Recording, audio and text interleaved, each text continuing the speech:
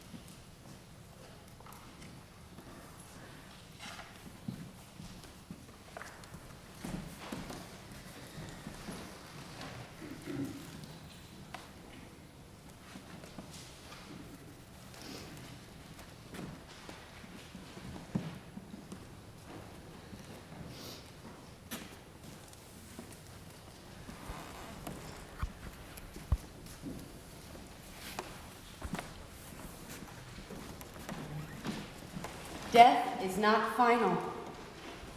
No, it is not.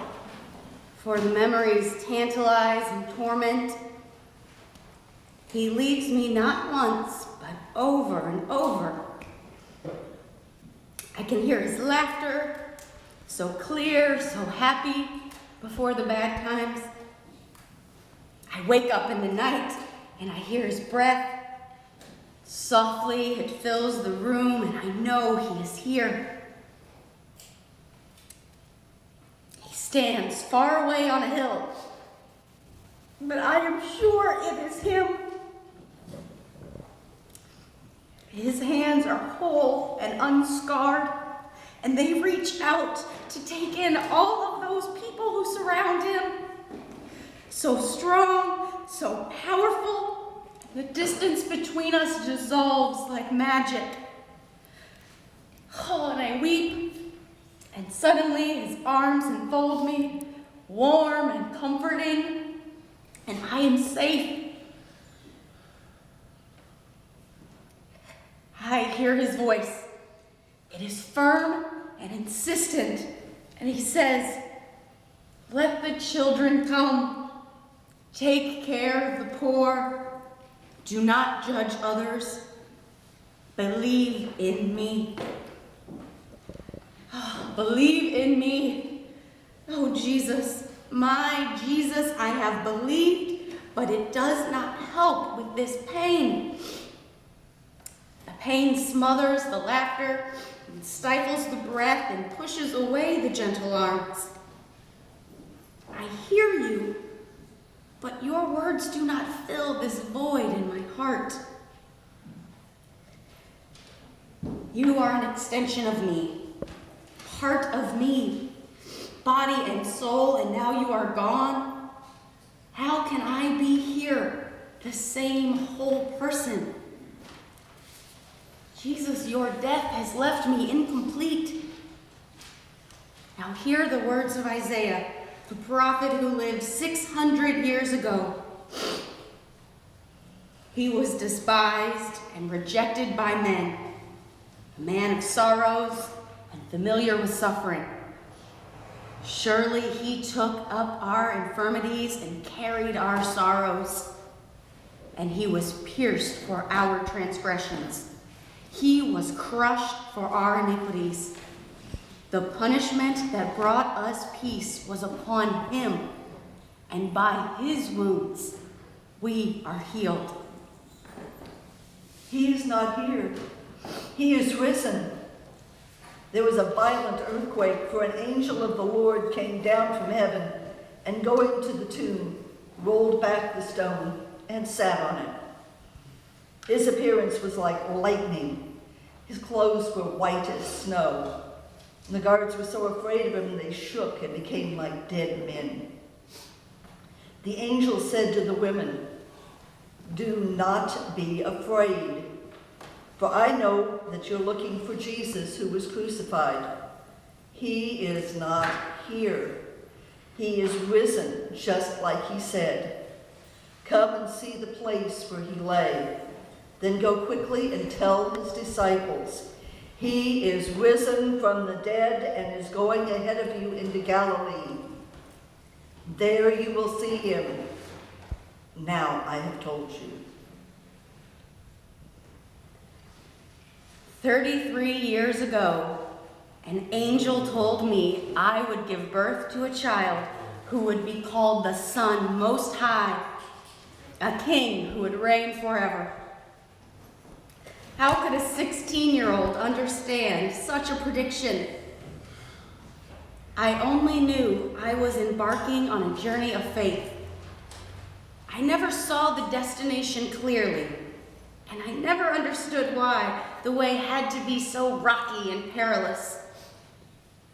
But now I see that Jesus walked this difficult path too.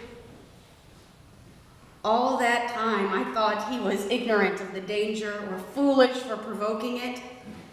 He knew exactly what he was doing, and he knew the consequences. He had so much courage and so much love, it was almost impossible for me to take in. And I'm his mother, What about John and James? Do they really understand what Jesus did for them? And Peter, will the resurrection of my son, of God's son, give him the courage that he lacked? I wonder if all the disciples and Mary Magdalene feel his love as intensely as I do at this moment. And those on the fringes of his ministry, those who questioned and doubted and worried over every word Jesus said, do they understand now? Do they believe? 100 years from now, will anyone ever know that my son lived?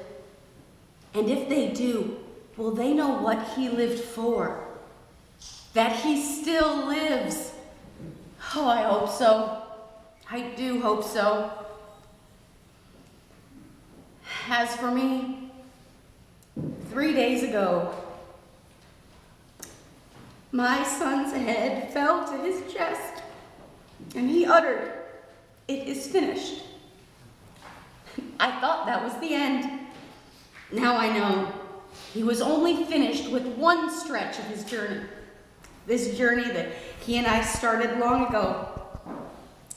We have a new set of traveling circumstances now and a new destination. But the journey continues, and like before, Jesus and I will walk it together.